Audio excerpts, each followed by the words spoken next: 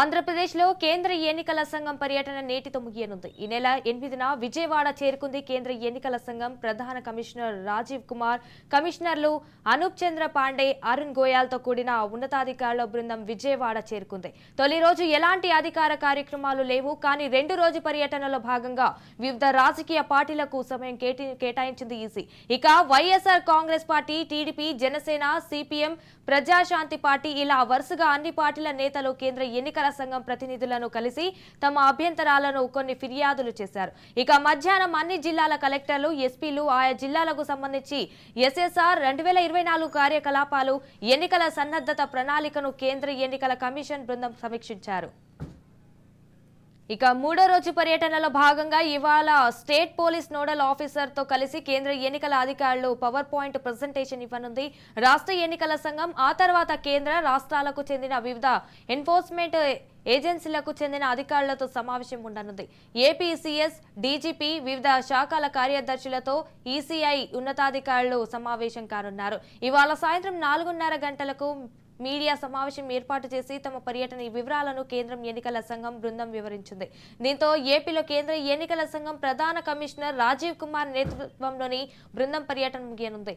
ఓటర్ల జాబితాలో తప్పులు, ఫేక్ ఓటర్లపై అధికార ప్రతిపక్ష నేతలు పరస్పరం ఫిర్యాదులు చేసుకోవడంతో కేంద్ర ఎన్నికల సంఘం పర్యటనకు ప్రాధాన్యత ఏర్పడింది. ఆంధ్రప్రదేశ్లో కేంద్ర ఎన్నికల సంఘం పర్యటన నేటితో ముగియనుంది. ఈ నెల 8న విజయవాడ చేరుకుంది కేంద్ర ఎన్నికల సంఘం ప్రధాన కమిషనర్ రాజీవ్ కుమార్, కమిషనర్లు అనూప్ చంద్ర పాండే, అరుణ్ గోయల్తో కూడిన ఉన్నతాధికారుల బృందం విజయవాడ చేరుకుంది.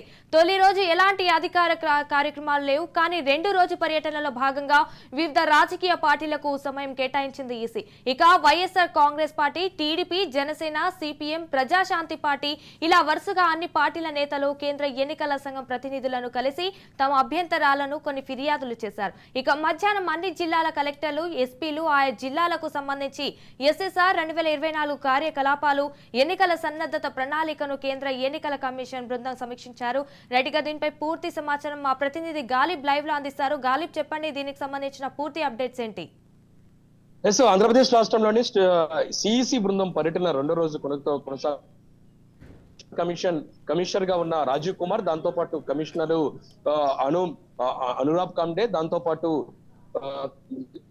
గోయల్, ఈ ముగ్గురు కూడా సమావేశాలు వరుసగా కొనసాగిస్తున్నారు. నిన్న వివిధ రాజకీయ పార్టీలకు సంబంధించి అభ్యంతరాలను, దాంతో పాటు ఫిర్యాదులు సిఈసికి రావడం జరిగింది. మొత్తం 6 రాజకీయ పార్టీలు తమ ఫిర్యాదులు చేయడం జరిగింది. ఆ తర్వాత నిన్న మధ్యాహ్నం జిల్లా కలెక్టర్లు, ఎస్పీలతో కూడా సమావేశం నిర్వహించారు. ప్రధానంగా ఆంధ్రప్రదేశ్ రాష్ట్రంలో ఎన్నికల నిర్వహణకు సంబంధించి కీలక అంశాలను సిఈసి ఇటు జిల్లా కలెక్టర్లకు ఇవ్వడం జరిగింది. ఆ జిల్లాలకు సంబంధించిన పరిస్థితులు కూడా అడిగి తెలుసుకున్నారు. ఇంకా 2వ రోజు సంబంధించి రాష్ట్ర ఎన్నికల ప్రధానాధికారిగా ఉన్న ముఖేష్ కుమార్ మీనా ఆంధ్రప్రదేశ్ రాష్ట్రంలోని ఓటర్ల జాబితా, దాంతో పాటు ఎన్నికల ఏర్పాట్లకు సంబంధించి మాత్రం ప్రస్తుతం పవర్ పాయింట్ ప్రెజెంటేషన్ ఇస్తున్నారు. ప్రస్తుతం మనం విజయవాడ నోటర్లో ఇందుకు సంబంధించిన సమావేశం కొనసాగుతుంది.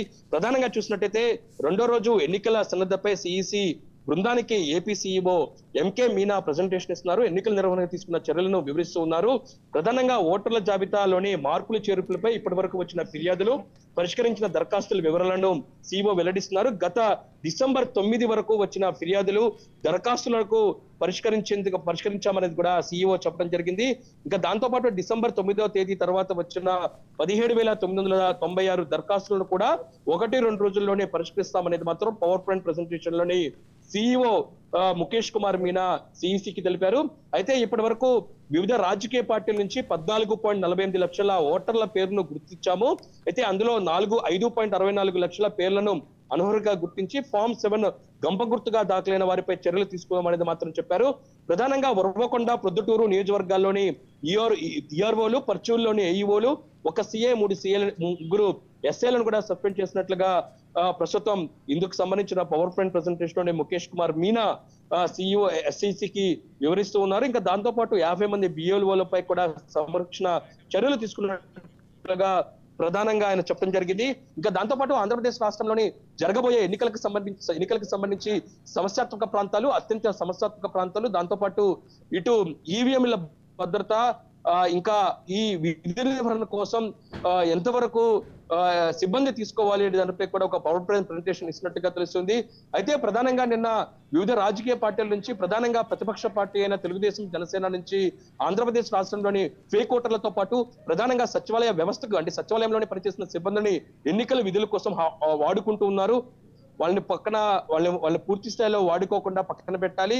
ఇంకా దాంతో పాటు ఆంధ్రప్రదేశ్ రాష్ట్రంలో అధికారులు అట్లాగే పోలీసుల శాఖలకు సంబంధించి కేంద్ర ఎన్నికలకు సంబంధించి నిబంధనలు పక్కన పెట్టి వ్యవహరిస్తున్నారు. దానిపై కూడా చర్యలు తీసుకోవాలని కూడా చెప్పిన పరిస్థితి ఉంది. ఈ రోజు మధ్యాహ్నం కేంద్ర ప్రభుత్వ ఉద్యోగులు, దాంతో పాటు సిఎస్ తో పాటు డీజీపీతోని సమావేశం కొనసాగిస్తూ ఉన్నారు. ఈ రోజు సాయంత్రం సిఈసి రాజీవ్ కుమార్ మీడియా సమావేశం ఉండబోతుంది. ఆంధ్రప్రదేశ్ రాష్ట్రంలోని గత 2 రోజుల పాటు సమీక్షలతో పాటు తీసుకున్న చర్యలు, రాబోయే ఎన్నికల సందర్భంగా ఓటర్ల జాబితాకు సంబంధించి సిఈసి తీసుకున్న చర్యలపై ఆయన మీడియా సమావేశంలోని వివరించబోతున్నారు. మొత్తం 3 రోజుల పాటు కొనసాగిన పర్యటన ఈ రోజు సాయంత్రంతో ముగుస్తుంది. మీడియా సమావేశంలోని ఎన్నికల నిర్వహణకు సంబంధించి పూర్తి వివరాలు వెల్లడించబోతున్నారు. ఈ రోజు అంటే జనవరి నెలాఖరుకల్లా ఏపీలోని ఎన్నికలకు సంబంధించిన ఓటర్ల తుది జాబితాను ఎన్నికల సంఘం ప్రకటించబోతుంది. ఎస్ గాలిబ్, దీంతో ఏపీలో కేంద్ర ఎన్నికల సంఘం ప్రధాన కమిషనర్ రాజీవ్ కుమార్ నేతృత్వంలోని బృందం పర్యటన ముగియనుంది అన్నట్టు తెలుస్తోంది. మరి దీనికి సంబంధించిన పూర్తి అప్డేట్స్ ఏంటి గాలిబ్? ఎస్, మొన్న సాయంత్రం CEC chief election commissioner Rajiv Kumar బృందం గన్నవరం ఎయిర్పోర్ట్ నుంచి నేరుగా విజయవాడలోని నోటలకు చేరుకున్నారు. అయితే తొలి రోజు ఎటువంటి అధికారిక కార్యక్రమాలు జరగలేదు. రెండో రోజు ఉదయం రాజకీయ పార్టీలతోని వరుస సమావేశం నిర్వహించారు. తెలుగుదేశం పార్టీ, దాంతో పాటు CPI, CPM, YSR Congress party, జనసేనకు సంబంధించిన ప్రతినిధులు, నేతలు సిఈసిని కలవడం జరిగింది. ప్రధానంగా తెలుగుదేశం పార్టీ నుంచి చంద్రబాబుతో పాటు జనసేన పార్టీ నుంచి ఆ పార్టీ అధ్యక్షుడు పవన్ కళ్యాణ్ కలిసి ఆంధ్రప్రదేశ్ లోని ఫేక్ ఓటర్ల జాబితాతో పాటు ప్రధానంగా ఆంధ్రప్రదేశ్ రాష్ట్రంలోని అధికార పార్టీ అధికార దుర్వినియోగం ఏ విధంగా చేస్తుంది, అధికారులు ఎంతవరకు అధికార పార్టీకి ఈ ఓటర్ల జాబితాకు సంబంధించిన ప్రక్రియ నేపథ్యంలోని ఎంతవరకు సహకరిస్తున్నారు, పూర్తి స్థాయిలోని అధికార పక్షానికి అనుగుణంగా అధికార యంత్రాంగం సహకరిస్తుంది అనే ఫిర్యాదులు, అందుకు సంబంధించిన అభ్యంతరాలను సిఈసి దృష్టికి తీసుకెళ్లడం జరిగింది. ఇంకా దాంతోపాటు ఆంధ్రప్రదేశ్ రాష్ట్రంలో ప్రతిపక్ష పార్టీలపై దాదాపు 6,000 నుంచి 7,000 వరకు కూడా అక్రమ కేసులు బనాయించారు. గతంలో జరిగిన స్థానిక సంస్థల ఎన్నికల్లో కూడా పూర్తి స్థాయిలో అధికార దుర్వినియోగానికి పాల్పడ్డారు. అప్పుడు ఉన్న ఏదైతే ఉందో ఎన్నికల అధికారి కేంద్ర ప్రభుత్వానికి సంబంధించిన బలగాలకు సంబంధించిన భద్రత కోరిన అంశాన్ని కూడా సిఈసి దృష్టికి చంద్రబాబుతో పాటు పవన్ కళ్యాణ్ తీసుకెళ్లడం జరిగింది. ఇంకా ఆ తర్వాత వైఎస్ఆర్ కాంగ్రెస్ పార్టీ నుంచి ఎంపీ విజయసాయి రెడ్డితో పాటు ఎంపీ మార్గాని భరత్ కలిశారు. ప్రధానంగా ఏదైతే ఉందో డూప్లికేట్ ఓట్లు ఏదైతే ఉందో తెలంగాణలోనే ఓటు వేసిన వాళ్ళు ఏపీలో కూడా నమోదు చేసుకున్నారు. దీన్ని పూర్తిగా అరికట్టాలి అనే అంశాలతో పాటు ప్రధానంగా జనసేనకు సంబంధించి ఏదైతే ఉందో ఎన్నికల సంఘం గుర్తింపు లేకుండానే ఏ విధంగా పిలిచారు అనే ఒక అభ్యంతరాలను సిఈసి దృష్టికి తీసుకెళ్లారు. ఇంకా దాంతో పాటు ఇటు జనసేన పార్టీకి సంబంధించి ఎన్నికలలోని గత 2019 ఎన్నికల్లోనే ఎన్నికల సంఘానికి సంబంధించిన గుర్తింపు పొందకుండా మరోసారి గ్లాస్ గుర్తింపును కొనసాగించకూడదు అనే ఒక లిఖిత పూర్వక అభ్యంతరాలను కూడా సిఈసి దృష్టికి తీసుకెళ్లినట్టు తెలుస్తుంది. దాంతో పాటు సిపిఐ, సిపిఎం లాంటి వివిధ రాజకీయ పార్టీలు కూడా సిఈసిని కలిసి కొన్ని ఫిర్యాదులు చేశారు. ఈ అంశాలన్నీ కూడా పూర్తిగా పరిధిలోకి తీసుకున్న సిఈసి ఆ తర్వాత కలెక్టర్లు, ఎస్పీలతోనే సమావేశం నిర్వహించింది. నిన్న సాయంత్రం వరకు కూడా ఈ సమావేశం జరిగింది. పూర్తి స్థాయిలో ఆంధ్రప్రదేశ్ రాష్ట్రంలో ఎన్నికల నిర్వహణకు సంబంధించి అంశాలతో పాటు గ్రౌండ్ లెవెల్లో జరుగుతున్న ఓటర్ల జాబితాకి సంబంధించిన తప్పిదాలను కూడా కొంత ఆగ్రహం వ్యక్తం చేసినట్టు తెలుస్తుంది. ఈ అంశాలని కూడా పూర్తిగా పరిధిలోకి తీసుకొని కలెక్టర్లను కూడా పనిచేయాలి.